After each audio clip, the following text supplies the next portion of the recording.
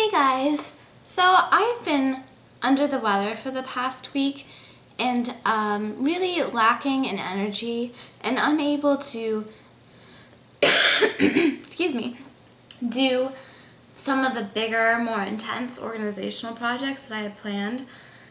So I had to scale back for my energy level, and so I decided to attack some smaller projects that I probably push aside for longer because they're not as big and maybe not as high up on my list of importance, but they're still important, and I decided that I should film this little mini project to kind of show you guys my process of still being, really productive without pushing it too much. I have a real problem with taking it easy when I'm sick. I am not good at being sick. I get maybe 1 or 2 colds a year, and they always just totally drag me down because I just don't.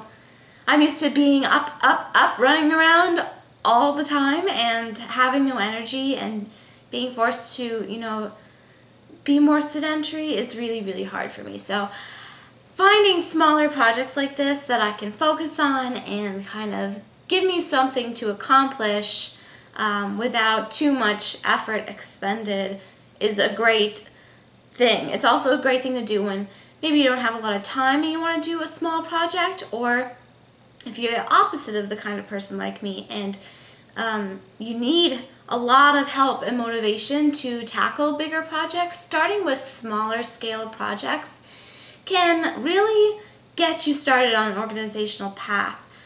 So whereas maybe you would have just kept procrastinating on things, having something small to work on where you can really see a difference, and having something small to work on that's kind of an important part of your daily routine, which this particular project is, which I'll get into in a minute, can really make a big difference, and kind of that in itself, being able to accomplish something small and easy and manageable, can really motivate you to tackle bigger and bigger projects. So it kind of can work for both kinds of people. The kinds of people who maybe, like me, have trouble like resting and when they're not well or when they don't have enough time. Having something small to do can kind of give you that fix, I guess, of organizing something and having that sort of feeling of accomplishment. And on the other side of the spectrum, doing something, if you're not organizationally motivated on your own, attacking a smaller project and reaping the benefits of that can motivate you to try bigger and bigger projects. So anyway, my little project for this particular time was my magazine problem, and I say it's a problem because it is. I love magazines. I love them. I subscribe. I counted to nine magazine subscriptions. Oh my gosh, I didn't count People. So I also subscribe to People magazine, but I don't store that down here. I store that up in my bathroom. 10 magazine subscriptions. You guys, I have no time to read magazines. I don't know what I'm doing. And my magazine collection got way out of hand. So I have had this basket for a long time, like maybe 8 years, that I got at Cost Plus, that I've always kept my magazines in, and it's easy. I can kind of just like pick it up and move it when we're having a party or guests or something and I don't want it out, Well, let me show you a picture because this is sad.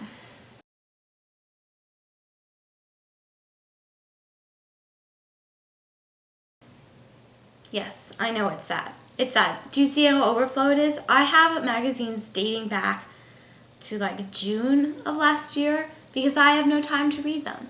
And as much as I know I should let some of those subscriptions go, and I am going to cancel a couple or just not renew a few, I really don't want to give up my entire subscriptions, all of them.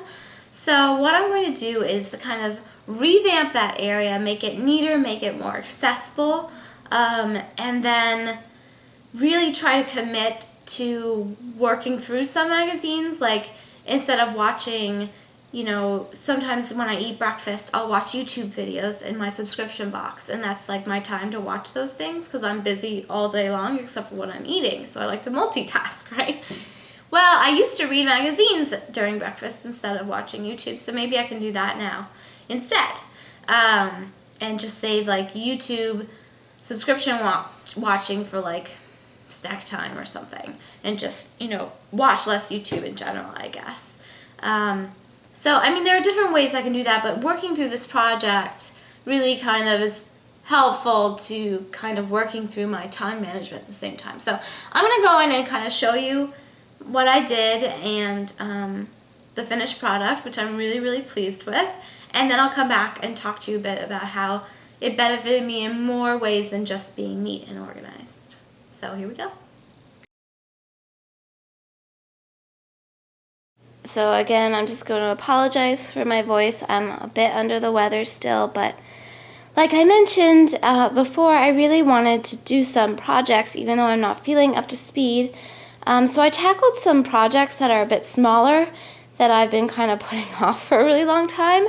And one of them, as you can see, is my magazine problem. So this is a basket. It used to have a handle.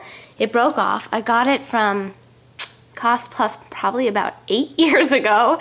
The handle just broke like last year. So the basket actually held up for a really long time and it was very inexpensive. And that's where I've kept all of my magazines. Well, being a very, very busy person, and now even busier with YouTube and all of that brings, I just really have no time to read magazines. Even though I love magazines, as you can see, I have so many. I think I subscribe to at least 10. I will count and let you know. I just love the way they feel and look, and it's a great way to get like a lot of different information from like a quick read kind of thing. And the way I've been storing them so that I can read them while I'm eating breakfast or lunch or a snack or whatever is here in this is sort of the area between, there's my kitchen, and then here's our little breakfast nook. So it's that area. I sit in this chair for breakfast, for my mid-morning snack if I have one, for lunch, and then for my mid-afternoon snack. I really like to sit in this chair, and I even have kind of designed some organizational elements to accompany that with this kind of catch-all bin, which I'm going to post a separate video on, and then my magazines to the left here on the floor. And then during the day, when we don't have company, I generally leave out my MacBook Air and iPad,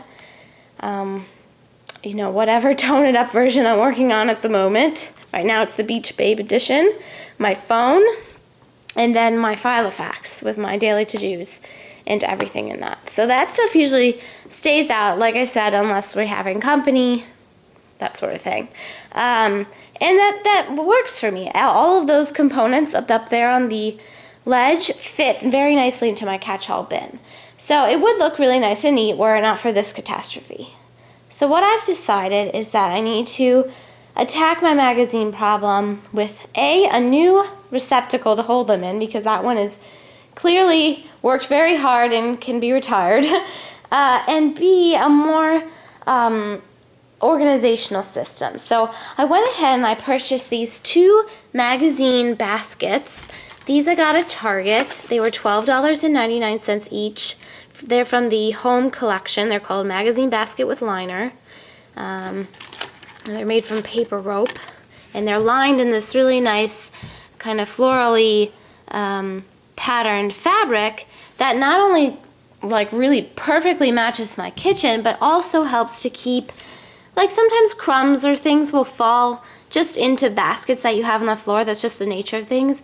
This makes it so easy to clean those up so they don't get like stuck in the weave of the basket. That way I can just take all the magazines out and then either wash this if I had to, or just like kind of dump it into over the trash can, and any crumbs would fall out. Easy peasy. So I bought those to kind of replace that and also be able to separate the magazines by type, because I have 2 types of magazines that I subscribe to. Fitness magazines, of which I have many subscriptions, and then home kind of lifestyle magazines, specifically Real Simple and Martha Stewart Living. So I kind of want to separate by type into these two bins. And I'm going to do that and then kind of show you how it went and then talk a little bit about what I've decided about my magazine problem. Well, I just spent about 20 minutes going through all my magazines. As you can see, this is the finished result. I think it looks much nicer. In addition to relocating the magazines from that old beat up basket to these new really nice, like sleek looking ones, I would call them sleek, and dividing them so they're more, not only are they more accessible because they have the spindles faced up so I can read what date and what magazine it is, what title. They're also separated by type. So in this first bin I put all of, like I said, my sort of home and lifestyle magazine subscriptions. So I have Real Simple, Martha Stewart Living, Bark magazine, which is a dog-centered magazine. I have a couple of brochures that I like to keep out year-round, and then I have, occasionally I'll buy a magazine for a special interest cover story or something that I don't subscribe to, and I like to just be reminded to read those, so that's why I tuck those in here. This one, the February Vogue has a Taylor Swift article I want to read, and the May Glamour has a Lauren Conrad magazine article I want to read. And then in this bin I put all my fitness magazines. So I have Yoga Journal, Runner's World, Women's Health, Fitness, Shape, and Self. So I subscribe to 6 fitness magazines. Is that right? 1, 2, 3. Yeah. And then 3 lifestyle magazines. So 9 subscriptions in total, which is quite a lot for one girl who has very little time. But what I have decided, I pulled out all of the magazines that are later than 6 months ago. So these are just from November 2011 to the current month. So that's 6 months. And I have magazines dating to until all the way back to June of last year. So almost an entire year old. You can see that stack. I couldn't fit them all in those bins, and I really didn't want to fit more than that. I mean, I could have, I guess, gotten another bin, but it wouldn't have fit as nice, and I just don't want to have more than 6-month-old magazines. So what I'm going to do is I am basically going to, I'll probably read through or flip quickly at least through the Real Simple and Living ones because I save those. I have them archived up in my office. But I'm actually going to recycle the other ones, all of my fitness ones that are older, and I'm just not even going to attempt to read them. I think I'll probably donate them to a local doctor's office or something. That's what I mean by recycle. This was like a book thing I bought.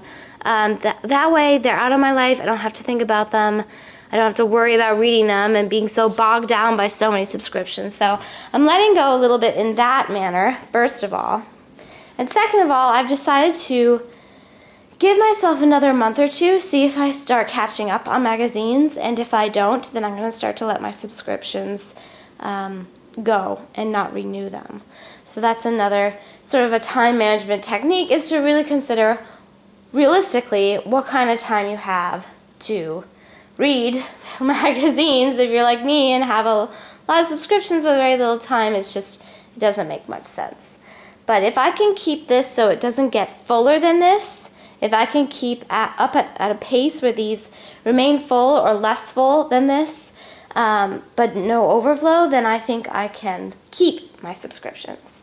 And then the last thing I did, just to sort of streamline this area, since I do have my computer plugged in more often than not right here, my little MacBook Air, I went ahead and I took a couple of these command strip hook things. They're these just like clear little hooks for wires. I love them. I use them for so many different purposes in so many different rooms. And I just put a little one right there under my kitchen counter, and then another one down on the, what do we call that? I can't remember what we call this. I'm sick, so my brain's not working. You know, whatever that thing on the floor is called. So it's on the tip of my tongue. But just to keep the wire nice and neat looking, because, I mean, when I have company, I put away my computer and the charger, so I'll just unhook the cord from the hooks, and you can't really see them because they're tiny little clear plastic hooks, and I put the charger and the computer in my little catch-all bin. But so I think the completed look is really, really nice. I'm very pleased with the result. It looks a lot nicer now. Whenever we have company, I always put my magazine basket, like I said, in my little bin and everything all away. So these are easy to tuck away, even though there's 2 of them. They basically take up just about the same amount of space as the old basket did. And they've got little handles, so I can just tuck them in, you know, my coat closet, or my mudroom closet is usually what I do when we have company. And I put my little bin in there too. I'll put my little bin on top of it, and they'll be out of the way for the party or whatever dinner or whatever we're having guests for. And otherwise, it just looks nice as an everyday, you know, magazine catch-all area. And I like how I organized it. Okay, well, I hope you guys enjoyed what you saw. This project probably took me about 20 minutes. I sat there, I went through every magazine, I organized them by date and type, and into the 2 different bins. As you saw, they're actually right behind me right now. That's where I'm sitting in my kitchen. I'm sitting at the table right now, but that's where they are, right behind me. And not only is it more aesthetically pleasing, and that means it's like really nice to look at, and it makes me feel good, and it's just neater, less cluttered, obviously. But also, you know, I got realistic. I let go of a few, so I'm only 6 months behind in my basket. Like I said, I did put aside my Martha Stewart Living and Real Simple ones. I'm going to take some time this weekend before I go away to flip through those really quick, and then I archive those 2 magazines. Are the only ones I save, so I'm going to archive those upstairs. But the only ones I have in my kitchen now are 6 months old, and if it's older than 6 months, it has to be recycled. So I'm probably going to take the ones that are older either to a doctor's office or to a shelter or something, so somebody else can enjoy them instead of just tossing them into the recycle bin. I mean, eventually, I hope whoever I give them to will recycle them eventually, for real, you know, recycle. But during that short period of time that it took me to go through and organize the magazines, it gave me a real perspective, a realistic view on my time, and how I manage my time with reading and stuff. And as much as I love magazines, I have not been giving them any time, basically. I mean, as you can see. So what I did decide is that either during breakfast or lunch, I'm going to go back to reading magazines during that time. I prefer to read books in the bath, and then, so in order to multitask so I can use my time most efficiently, because I'm the kind of person who just does not sit still very often, so whenever I'm sitting still, it's usually because I'm eating, then that's when I'll do things like watch my YouTube subscriptions and read. So I read books in the bath, so I've decided to rededicate breakfast to reading magazines. Lunch can be for watching YouTube or catching up on other reading. And that way I can kind of access all of my kind of like sedentary pleasures, as in reading and watching YouTube subscriptions, while I'm eating, and still have my whole day to do all of the things that I do. Anyway, this is just a quick little video to give you guys kind of a look into what I do when I'm under the weather but still want to accomplish something. And this was something I've been needing to do for well over half a year now. It really just needed to be addressed, and I really needed to come to terms with the reality that I have not been dedicating time to reading magazines, and if I want to continue to subscribe to them, which I do because I do enjoy magazines very much, then I need to make the time for them. So that was a good reality check and organizational project all in one, and I find that they usually kind of go hand in hand. Anyway, I'm going to be posting a little video next, kind of showcasing my my systems of organization in the kitchen, which to me is a high traffic area. I think it is for many people, but it's also for me specifically where a lot of things tend to accumulate on the counter, because that's where the mail goes, and that's where, everybody puts down their stuff, and that's where it's just things accumulate in the kitchen, and I don't have a proper desk in the kitchen, which is something that if I could design my own kitchen, I would put a mini office setup desk right in the kitchen. I'm so envious of anybody who has that. I think it's a necessary part of a working kitchen. But if you're like me and you don't have the space for that, or it's not really part of the design of your kitchen, I have come up with a few ways to turn my kitchen into a mini office of sorts, but have that not be totally evident.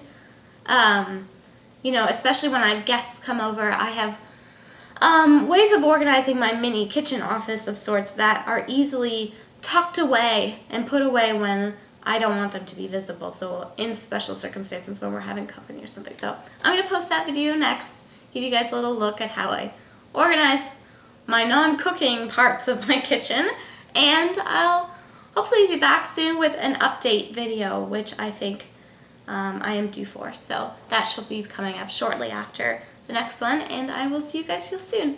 I hope this was helpful to you in some way, maybe gave you some ideas or some motivation, and that you guys are enjoying spring and staying well. Thanks for watching. Take care, you guys. Bye.